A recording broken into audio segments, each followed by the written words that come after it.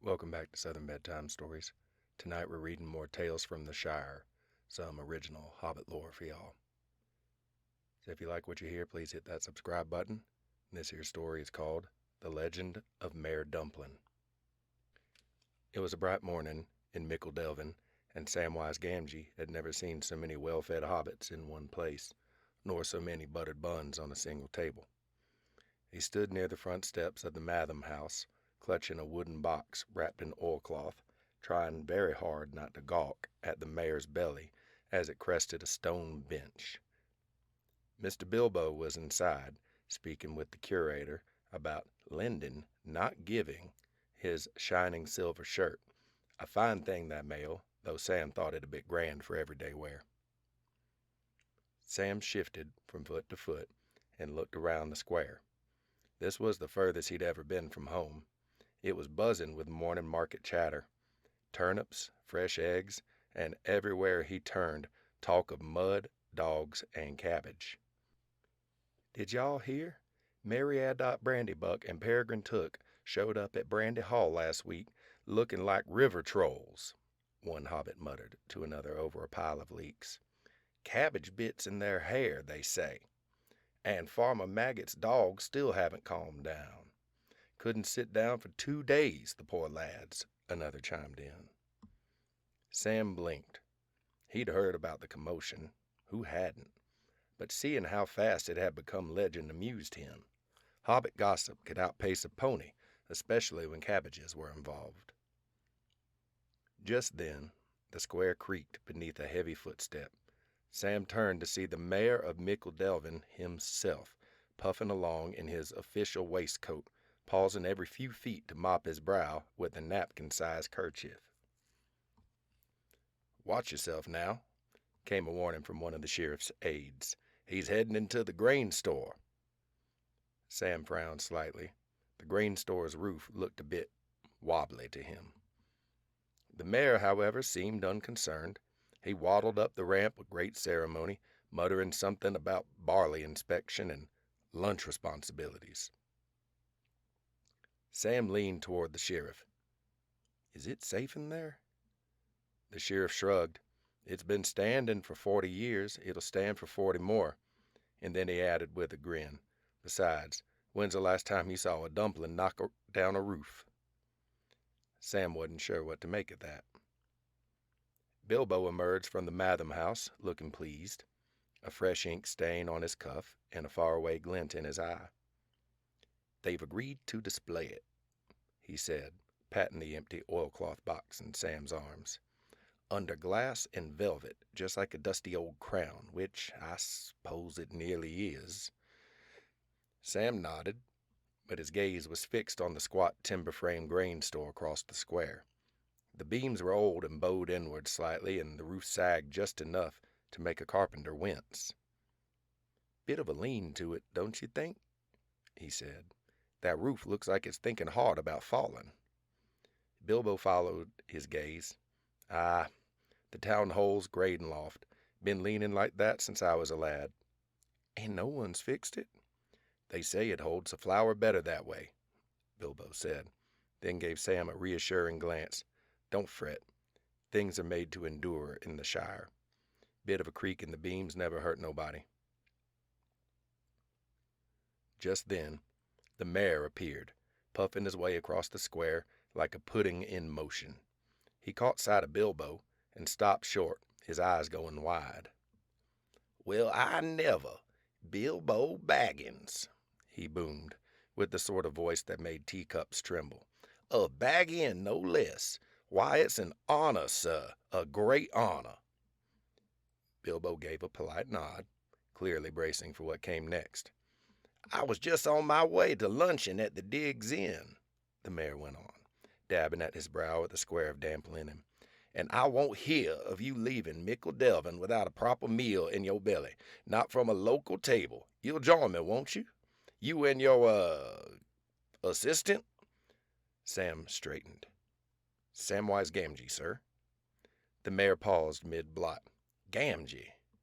Well, I be Hamfast lad, the gaffer from Hobbiton." "Yes, sir. Ha! I knew your father years ago. He had a proper hand for potatoes, he did. Still does, I reckon. How's his garden growing these days?" "Proud as ever, sir," Sam said, puffing up a bit. "Beans are tall, and the nasturtiums have run riot." "Good, good," the mayor beamed. "Never trust a hobbit who don't respect a nasturtium. Now then, luncheon. Cook's got a mutton pie in the oven that's spoken of all the way to Knobbottle. You simply must try it." Bilbo gave Sam a look, half apologetic, half amused. Sam shrugged. He wasn't about to turn down pie. "Very well," Bilbo sighed, "but only a light luncheon." "Of course," the mayor said, ushering them along. "A mere taster, a ceremonial nibble." As they walked toward the digs, Sam leaned in and whispered, "What meal are we on now, Mr. Bilbo?" Bilbo didn't miss a beat. "Somewhere between second breakfast and irreversible regret." The Dig's Inn sat at the far corner of Mickle Delvin's Market Square, tucked beneath the shade of a great willow tree and smelling pleasantly of malt, mushrooms, and polished wood. Its sign, a wooden spade with a tankard carved into the handle, creaked gently in the breeze as Bilbo, Sam, and the mayor stepped inside. The dining room was cozy and crowded, with old beams overhead and a row of leaded windows offering a fine view of the town hall and its sagging grain store across the square. "Best table in the house," the mayor announced, waving to the innkeeper, who gave a respectful nod and began laying out extra napkins with mild concern. They were shown to a round table by the fire, and before Sam had time to settle in, the mayor had ordered mutton pie, buttered turnips, stewed tomatoes, mushroom gravy, barley bread, and a jug of brown ale, with the creamy head, not that flat kind. Bilbo raised an eyebrow. "A light luncheon." "I did say that," the mayor replied, unbothered. "Light for me. You're welcome to nibble at your leisure." Sam, despite himself, perked up at the smell wafting from the kitchen, but his eyes kept drifting to the grain store outside. The mayor followed his gaze and sniffed. "They've been saying that old roof needs showing up for years. Nonsense, really. It stood through 60 winters and a salt fog from the White Downs." He patted his belly. "Built stout, like everything else in the Shire." Bilbo gave a neutral hum and reached for his ale. Between mouthfuls, the mayor began to ramble. "Of course, it takes no small effort to keep a town like this in order. Budgets, harvest counts, bridge repairs, all dreadfully expensive, you understand. Not every mayor gets to sit on a treasure hoard of sorts." Bilbo sipped his ale. "I've no hoard, I assure you. Trolls and goblins tend to demand receipts." "Ah, but you've had dealings, haven't you?" the mayor said with a broad grin. "And far-off lands, I hear, with kings and queer folk and such. No doubt made some arrangements, investments, perhaps." Sam frowned slightly, sensing something in the air. Bilbo smiled politely. "The only investment I brought back from the Lonely Mountain was sore feet and a healthy suspicion of dragons." The mayor chuckled, and for a moment the conversation drifted to the weather and the state of the barley, but the subtext hung in the room like pipe smoke. Sam nudged Bilbo under the table. "That roof's sagging more than it was, I think." Bilbo nodded absently. "Best keep an ear out." They were just finishing their first round of pie when a short, sharp knock sounded at the edge of the table. A stocky hobbit with wind-reddened cheeks and flour on his shirt sleeve stood there, cap in hand. "Beg pardon, Mr. Mayor," he said, "but we just had the new sacks in from Longbottom. The lads are waiting to shift them into the granary, but we'd be obliged if you could give a quick look first, just in case any of it's gone damp." The mayor sighed, with the long-suffering air of someone who bore the weight of a nation on his suspenders. "Very well," he said. "Very well. Can't have mildew in Mickle Delvin. Bad for morale." He stood with some effort, then turned to the innkeeper and gestured broadly. Wrap me up a slice of pie, will you, and fill a mug for the road. A mayor's work never ends." As the innkeeper hurried off, Bilbo leaned slightly toward Sam. "Very important duties," he whispered, "like making sure the flour is still flour." Sam frowned as the mayor collected his rat pie, tankard of ale, and waddled grandly toward the door. Shouldn't someone go with him? That roof still doesn't sit right. Outside the window, the grain store leaned a little more in the sun. The square had quieted since the bustle of market morning. A breeze whispered through the willows, and the sun was high and warm, casting a lazy glow over Mickle Delvin. Bilbo and Sam now sat outside the Diggs Inn in a pair of mismatched rocking chairs, tankards in hand, and the last curls of midday pipeweed drifting slowly toward the clouds. "Not a bad pint," Bilbo said, tapping the side of his mug as it sloshed gently. Sam took a long sip, smacked his lips, and gave a thoughtful nod. "Aye, it's drinkable, but it's not quite what they brew back home at the Green Dragon. Bit watery, if you take my meaning." Bilbo smiled. "You've got your father's tongue, I'll say that." Sam grinned. "Maybe, but my old gaffer never says a thing about ale unless it's true." Across the square, the mayor was still deep in discussion with a pair of flour merchants, gesturing broadly with one hand and holding a pie-wrapped napkin in the other. He poked at a few sacks with the end of his walking stick like he was sizing up pumpkins at a fair. "Does he actually know the going rate for flour?" Sam asked. Bilbo puffed on his pipe. "I suspect he just doesn't want to pay it." The merchants looked more tired than alarmed, but eventually relented. One pointed toward the grain store, and the mayor, triumphant, raised his tankard like a general ordering a charge. "Right then, lads, get it loaded," he called, his voice echoing off the stone walls. A team of younger hobbits began hauling the heavy sacks through the low arch of the grain store's side door. The building creaked and groaned underfoot, old beams complaining at every jostle. Sam leaned forward slightly in his rocker. "That roof don't like this one bit." "No," Bilbo murmured, eyes narrowing. "It doesn't." A moment later, one of the workers came tramping back out, brushing flour from his shirt and looking flustered. "That roof's no good, Mr. Mayor," he shouted. "Corner beams cracked straight through." The mayor turned from sipping his ale and rolled his eyes so hard his jowls jiggled. "Nonsense! That roof stood through snowstorms, windstorms, and the sheriff elections." "But it's sagging, sir, and it made a sort of groaning noise when I dropped the last sack." "Groaning," the mayor scoffed. "You mean settling. All proper buildings settle. Hogwash and goose feathers, the lot of it." Without waiting for another word, he adjusted his napkin-wrapped pie under his elbow, hoisted his tanker in one hand, and waddled directly into the grain store. "Lazy workers," he muttered. "Always got time to complain, never time to lift nothing." From their chairs, Sam and Bilbo watched in silence. "We should stop him," Sam said. Bilbo puffed a long stream of smoke. "We'd need a rope and 3 more hobbits." Sam stared at the building. "That roof really doesn't look right." "No," Bilbo agreed quietly, "it truly doesn't." Inside the grain store, the mayor could be heard muttering something about layabouts and overpaid millers as he shuffled deeper into the flour-scented gloom. The workers had backed away toward the door, eyeing the rafters like they were waiting for them to speak. The old beams above groaned again, long and low, like a sleeping giant rolling over in his bed. From their rocking chairs, Bilbo and Sam watched, frozen mid-pipe.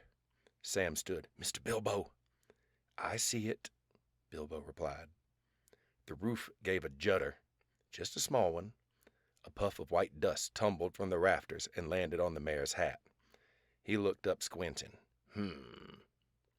One of the workers took a step back. "Sir, maybe, don't go no further." "Nonsense," the mayor barked. "Solid as West Farthing stones this is. Just need a bit of reinforcing." To prove his point, He stomped once, just once, on the floorboards. The sound was like a snapped bowstring. Then another. A beam cracked. A sack fell. The pigeons on the roof took flight. And then, crash. The entire upper loft caved in, sending flour and timber and years of complacency thundering down in a magnificent white cloud. A burst of flour exploded from the front doorway like a bakery had sneezed. Windows puffed out with flour like kettle steam. Oats danced in the air. And then, silence. For one long moment, the square was silent. Then, from deep within the flour-caked wreckage, came a voice, loud, irate, and unmistakably muffled. "I demand assistance!" A pause, then, "I am under several sacks of proprietary grain. Someone fetch the sheriff. And mind the pie, I dropped it somewhere near my elbow." Bilbo was already on his feet, and Sam was halfway across the square, sprinting like a lad half his age. By the time they reached the collapsed grain store, half the village was emerging from windows and doorways. One hobbit brought a washboard. Another arrived with a broken fishing rod. Several others simply stood blinking into the flour-dusted air, as if trying to decide whether this was an emergency or just very strange weather. The sheriff finally arrived in a huff, red in the face and with his badge on upside down. "What happened?" Bilbo gestured to the steaming pile of beams and barley and flour. "The roof gave up." Sam cupped his hands and called, "Hold on, sir. We're coming." "I'm not going anywhere," the mayor's voice came back. "I'm wedged." The townsfolk formed a loose circle, and the rescue began in earnest.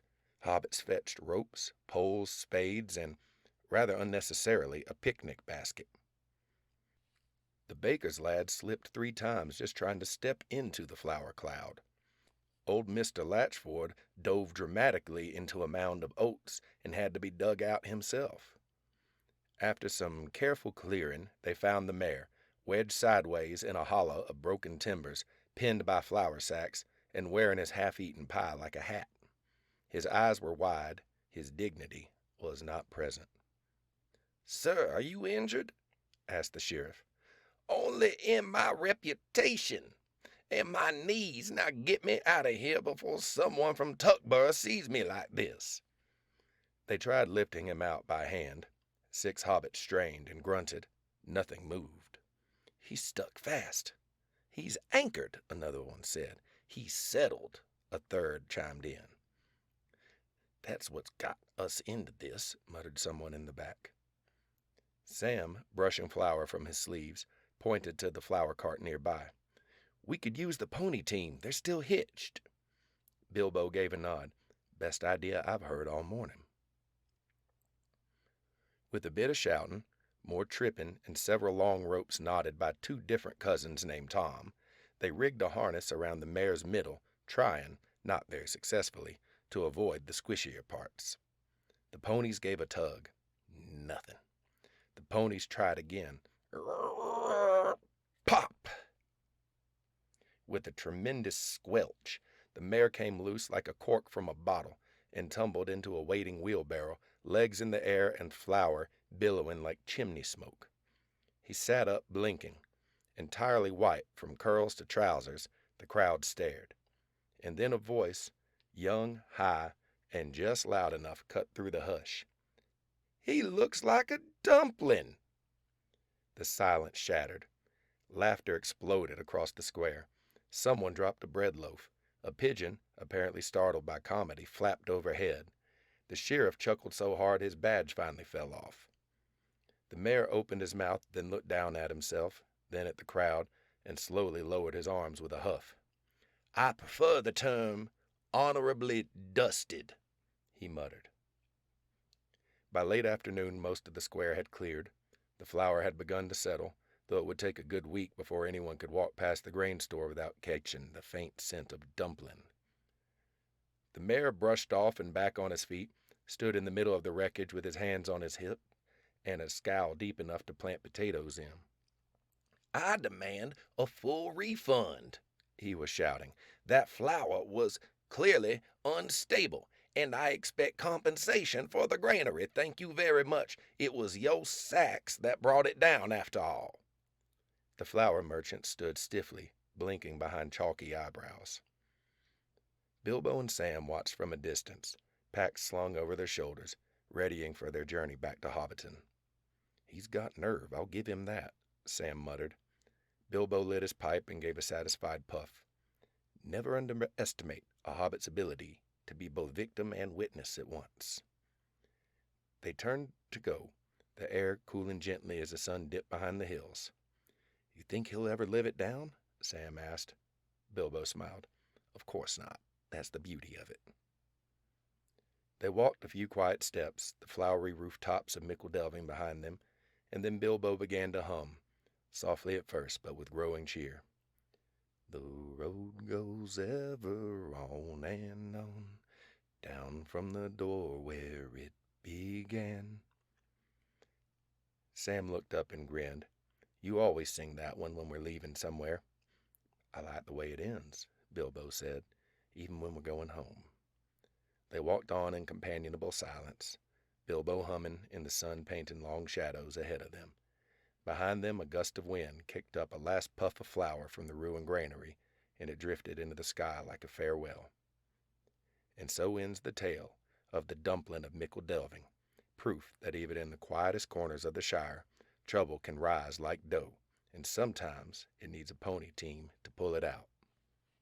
The end.